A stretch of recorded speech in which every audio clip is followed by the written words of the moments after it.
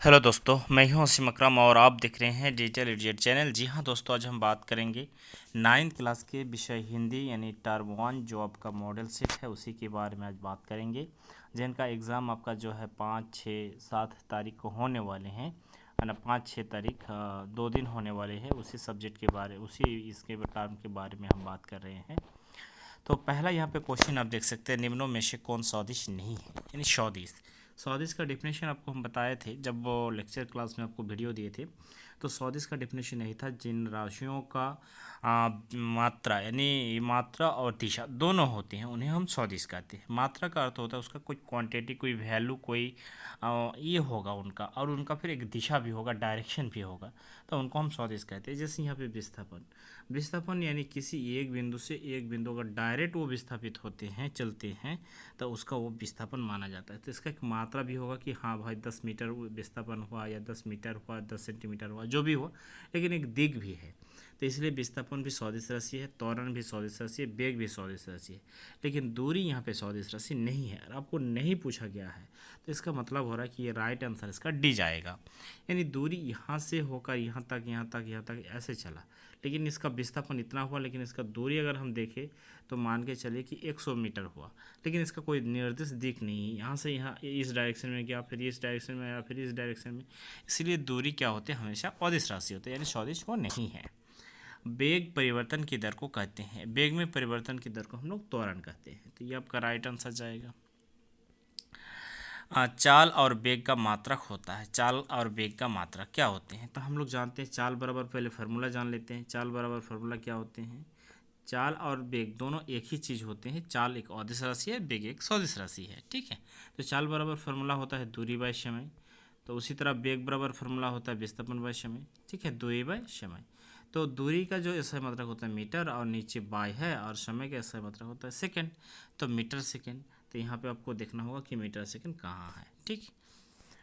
Odometer मापता है, odometer हमेशा किसी वस्तु की दूरी को मापते हैं। जो गाड़ी में आपका ऑडोमीटर लगा रहता है, जिसमें आपको किलोमीटर या मीटर उठता है, कितना मीटर गए, कितना किलोमीटर आप गए, जो गाड़ी में उसका उठते हैं, उसी में मशीन को हम लोग ऑडोमीटर कहते हैं। तो ऑडोमीटर हमेशा वाहन की दूरी को मापते हैं।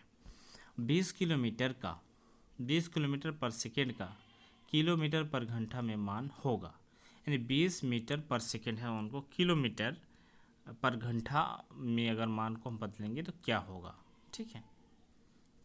यहाँ पे पूछा जा रहा है आपको कि 20 मीटर पर सेकेंड का किलोमीटर पर घंटा मान होगा, क्या कौन सा होगा। 36 किलोमीटर पर घंटा हो जाएगा, 72 किलोमीटर पर घंटा हो जाएगा, या 30 किलोमीटर पर घंटा हो जाएगा, या 20 किलोमीटर पर घंटा हो जाएगा, कौन सा होगा। तो यहाँ पे हम लोग देखना पड़ेगा हम लोग को कि 20 मीटर है यहाँ पे, ठीक है, नीचे आपका है 1। तो अब हमको मीटर को किस में बदलना है, किलोमीटर में। तो 1 मीटर बराबर कितना किलोमीटर होता है, ये हमको जानकारी रखना होगा, ठीक है। 1 किलोमीटर बराबर कितना मीटर होता है, तो उतना से इसको भागा देना पड़ेगा, फिर इसको कैलकुलेशन करना पड़ेगा, तो आराम से ये निकल जाएगा। थोड़ा सा लॉन्ग प्रोसेस जाएगा, यहाँ पे संभव नहीं हो पा रहा, तो इसलिए हम आपको छोड़ दिए। दूसरी बार है, एक कार की चाल 15 मीटर। एक कार की चाल 15 मीटर की दूरी तय करने में 18 किलोमीटर प्रति घंटा से 36 किलोमीटर प्रति घंटा हो जाते हैं, तो कार का त्वरण होगा। यानी एक कार का चाल है और वो 15 मीटर की दूरी तय करने में उसका जो है वेग 18 किलोमीटर प्रति घंटा से 36 किलोमीटर प्रति घंटा हो जाते हैं, ठीक है। और इसका जो मीटर है यानी एस का फार्मूला यहाँ पे होगा। तो एस बराबर क्या फार्मूला था उसको आप याद करें। एस बराबर फार्मूला था 80 plus half of AT², 80 plus half of AT², ठीक। तो इस फार्मूला में आप देखिए जाके उसके बाद आपको त्वरण निकालना होगा, ठीक है। त्वरण का जो फार्मूला होता है, ये फार्मूला होता है ए बराबर 15 मीटर में, हमको लग रहा है कि एक कार की चाल 15 मिनट में होना चाहिए था, 15 मीटर की दूरी तय करने में, ये भी हो सकते हैं, ठीक है। इसको देख लीजिएगा सवाल को। बल का SI मात्रक होता है, बल का SI मात्रक जो होता है वो न्यूटन होते हैं। ये इजी बहुत क्वेश्चन है, ठीक है। अगला क्वेश्चन देखेंगे, एक न्यूटन किसके बराबर होते हैं। तो एक न्यूटन, न्यूटन का मतलब होता है केजी मीटर पर सेकेंड स्क्वायर, केजी मीटर पर सेकेंड स्क्वायर। यहाँ पे 1 केजी मीटर पर सेकेंड स्क्वायर जाएगा, तीन पिंड ए बी सी के द्रव्यमान क्रमशः 5 kg, 2 kg या 10 kg है। इनमें से किसका जड़त्व सबसे कम है? तो जिसका ओजन कम होगा उसका जड़त्व भी कम होंगे। ठीक है, तो ओजन के ऊपर वो निर्भर करते हैं जड़त्व। तो यहाँ पे 2 kg, तो 2 kg मतलब बी, तो बी का राइट आंसर। 1 kg द्रव्यमान पर 1 न्यूटन बल लगाने पर उत्पन्न त्वरण का मान होगा। 1 kg कोई द्रव्यमान की कोई वस्तु है, उस पर आप बल लगाएंगे तो उसका जो है त्वरण कितना होगा। यानी ए बराबर हम यहाँ पे जानते हैं फॉर्मूला, ए बराबर एम इंटू ए होता है। तो ए बराबर क्या हो जाएगा मेरा, एफ बाई एम हो जाएगा, एफ बाई एम हो जाएगा। तो हम कितना न्यूटन बल लगा रहे हैं, 1 न्यूटन, और उसका जो है मास कितना है, द्रव्यमान कितना है, 1। तो उसका त्वरण भी आपका 1 kg है, तो kg, और यहाँ पे त्वरण का वो ये होता है मीटर पर सेकेंड स्क्वायर। तो 1 kg मीटर पर सेकेंड स्क्वायर, यानी डी नंबर इसका राइट आंसर जाएगा। सॉरी, डी नंबर में, हाँ डी नंबर 1 मीटर पर सेकेंड स्क्वायर इसका त्वरण चल जाएगा। न्यूटन की गति का पहला नियम से मिलता है। न्यूटन के गति के पहले नियम से मिलते थे। न्यूटन का पहला गति क्या था, जड़त्व की परिभाषा, जिसको हम लोग कहते हैं कि कोई वस्तु जिस अवस्था में है वही उसी अवस्था में रहेंगे जब तक उस पर बाह्य बल ना लगाया जाए। तो ये आपका जड़त्व का नियम बताया जाएगा। तो ये आपका बी नंबर राइट आंसर रहेगा। न्यूटन गति के कौन से नियम से बल का मान मापने का सूत्र मिलता है? तो दूसरे नियम से। ठीक है, दूसरे नियम से इसका सूत्र मिलते हैं। जी का मान होता है 9.8 मीटर पर सेकेंड स्क्वायर, यानी छोटा जी जो है एक प्रकार की ये त्वरण है। ठीक है, तो इसमें न्यूटन नहीं दीजिएगा, इसमें मीटर पर सेकेंड स्क्वायर होगा। इसका गुरुत्व त्वरण भी हम लोग कहते हैं। 60 kg द्रव्यमान के किसी मनुष्य का चंद्रमा पर भार होगा। 60 kg द्रव्यमान के कोई आदमी है, उनके चंद्रमा पर कितना भार होगा? तो यानी अगर हम देखें तो जी बराबर 10 दिया गया है। ठीक है, तो जी बराबर 10, यानी वहाँ पे जो होता है 6, मतलब यहाँ के 1/6 भाग हो जाते हैं। तो अगर 6 हम इसको भाग देंगे तो 10 न्यूटन, मेरे हिसाब से 10 न्यूटन ये जनरली, और बढ़िया से इसको कैलकुलेशन करके अगर जाएंगे तो वो अलग हो सकता है। ठीक है, शरबत बनाते समय पानी में चीनी मिलाने पर चीनी पानी में मिल जाता है। यह पदार्थ के कोनों के किस गुण को दर्शाता है? पदार्थ के कोनों के बीच रिक्त स्थान होता है।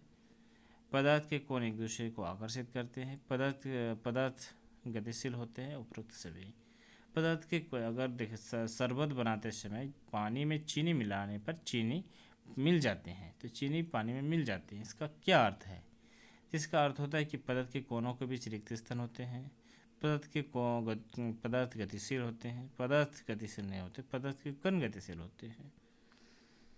पदार्थ चिकन एक दूसरे को आकर्षित करते हैं। चिकन नहीं, ये आपका पहला ऑप्शन मेरे हिसाब से जाएगा, पहला ऑप्शन राइट है।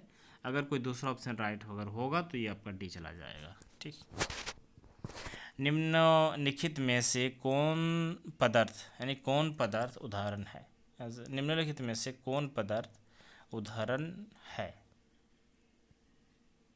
पदार्थ का उदाहरण है? ठीक, तो विचार तो नहीं, शीत का नहीं, पेयजल, हाँ स्नेह नहीं, पेयजल होगा, यानी ठंडे जल, ये आपका पदार्थ हो जाएंगे। ठीक, दो विभिन्न पदार्थों के कोण का शत मिलाना कहलाता है। यानी दो विभिन्न पदार्थ के कोण को अगर ऐसे मिलाया जाता है तो उसको क्या कहा जाता है? विसरण कहा जाता है, बाष्पीकरण कहा जाता है, ना संपीड़न कहा जाता है, संपीड़ितता। ठीक है, संपीड़ितता। किसी पदार्थ की द्रव्यमान प्रति इकाई आयतन को कहते हैं, घनत्व कहते हैं। घनत्व बराबर द्रव्यमान बाय आयतन। ठीक है, तो प्रति इकाई आयतन घनत्व कहलाते हैं। ये नंबर इसका राइट आंसर जाएगा। 2 ग्राम हाइड्रोजन 16 ग्राम ऑक्सीजन के साथ मिलाकर 18 ग्राम जल का निर्माण करता है। तो यह पदार्थ किस नियम को दर्शाता है? ये पदार्थ द्रव्यमान संरक्षण के नियम को दर्शाता है, द्रव्यमान संरक्षण के नियम। ठीक है, जल में हाइड्रोजन एवं ऑक्सीजन की द्रव्यमान का अनुपात सदैव 1:8 होता है। यह किस नियम को दर्शाता है? यह स्थिर अनुपात का नियम को दर्शाता है, अनुपात के, ठीक है, ये स्थिर अनुपात के नियम को दर्शाते हैं। परमाणु ऊर्जा को किस मात्रक में मापते हैं? नैनोमीटर से, ठीक है, नैनोमीटर से मापते हैं।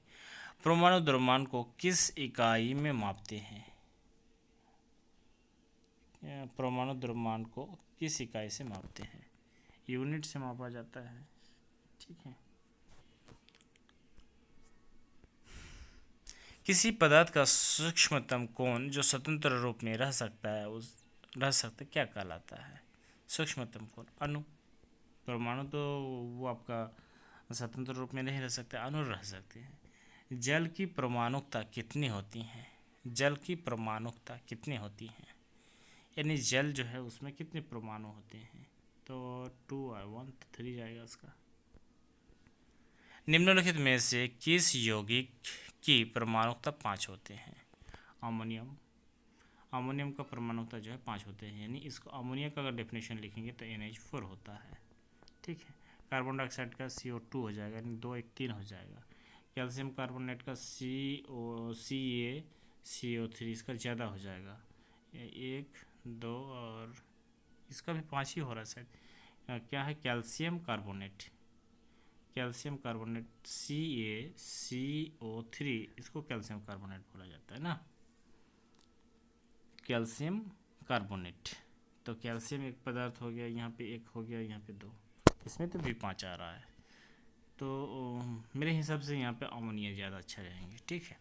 कैल्शियम हाइड्रोक्साइड का सूत्र है, कैल्शियम हाइड्रोक्साइड B नंबर इसका राइट जाएगा। नाइट्रिक अम्लों का आणविक द्रव्यमान ज्ञात करें। नाइट्रिक अम्लों का अर्थ होता है NH3। इसका आणविक द्रव्यमान यानी नाइट्रोजन का द्रव्यमान संख्या होता है 14, और यहाँ पे +3 इंटू हाइड्रोजन का 1 होता है, तो 14 और 3 यहाँ पे 17 कहीं पे है।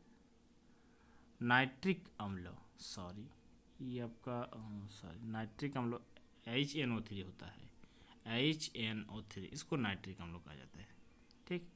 तो हाइड्रोजन का 1 जोड़ 14 और जोड़ 3 इंटू ऑक्सीजन का होता है 16, तो 3 16 48 और आपका 48 और 14 यहाँ पे दे देते हैं, तो 2 और 6 62 63 63, ए नंबर राइट आंसर। कोशिका की खोज किसने की? रॉबर्ट हुक ने। निम्नों में से कौन जीव एक कोशिकीय है? कौन जीव यहाँ पे एक कोशिकीय है? आम है, अंडाणु है, पैरामीशियम है और कवक है। तो आम तो हाँ, अगर देखा जाए तो एक फल है, लेकिन आम तो यहाँ पे नहीं होना चाहिए। पैरामीशियम, कवक, अंडाणु हो सकते एक कोशिका, अंडा को एक कोशिका के रूप में जाना जा सकता है। पादप कोशिका की सबसे बाहरी परत क्या कहलाता है? कोशिका भित्ति कहते हैं, यानी B नंबर इसका राइट आंसर जाएगा। कोशिका भित्ति बनी होती है, प्रोटीन से बनी होती है, नहीं, आदमी का जो होता है सेलुलोज से बनी होती है। कोशिका झिल्ली का कोशिका के बाहर से आने वाले अपने भोजन तथा अन्य पदार्थ का ग्रहण करने की प्रक्रिया को क्या कहलाते हैं? अवशोषण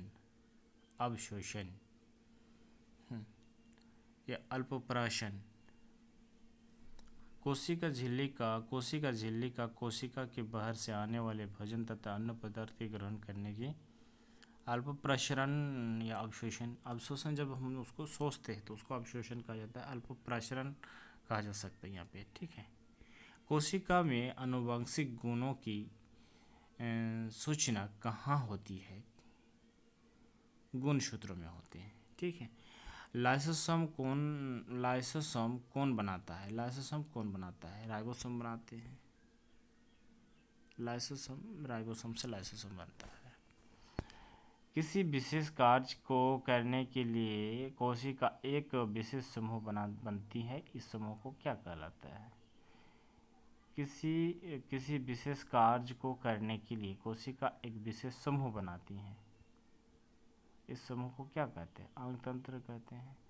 समूह के सम को उत्तक कहते हैं। तो उत्तक से तो कोई काम, एक विशेष कार्य नहीं होते हैं, अंग तंत्र से होते हैं। अंग तंत्र तो अलग हो गया, अंग नहीं, उत्तक जाएगा यहाँ पे। ठीक, सी नंबर राइट आंसर अभी तक दे सकते हैं। तो ये सब बायोलॉजी का है क्वेश्चन। अब देख लीजिएगा, तना के शीर्षस्थ भाग में कौन सा उत्तक पाया जाता है? विभजतक उत्तक पाया जाता है। विभजतक उत्तक जिसको कहा जाता है। हाँ, पौधे में पत्तियों द्वारा बने हुए भोजन का संवहन पौधे के सभी भाग में कौन उत्तक ये करता है? ये सब बहुत इजी क्वेश्चन है, इसको देख लीजिएगा, लगभग 3-4 क्वेश्चन है। तो हम उम्मीद करेंगे कि आपको ये वीडियो पसंद आए होंगे, और इसी तरह और वीडियो चाहिए तो ज़रूर आप कमेंट करें। हम देख रहे हैं कि कुछ दिन से जो है वीडियो नहीं दे रहे थे, तो कुछ दिन से वीडियो देना स्टार्ट किए हैं, तो बहुत सारे स्टूडेंट को अभी तक पता नहीं चल पा रहा है कि हम वीडियो देना स्टार्ट कर दिए। तो आप लोग ज़रूर अपने फ्रेंड सर्किल में जो भी ग्रुप होंगे, व्हाट्सएप ग्रुप होंगे, उनमें शेयर करते जाइएगा, ताकि पता चले कि हाँ, यहाँ इस चैनल से वीडियो जो है देना स्टार्ट हो चुका है। तो इस वीडियो में तक, फिर मिलते हैं नेक्स्ट वीडियो में। थैंक यू, धन्यवाद।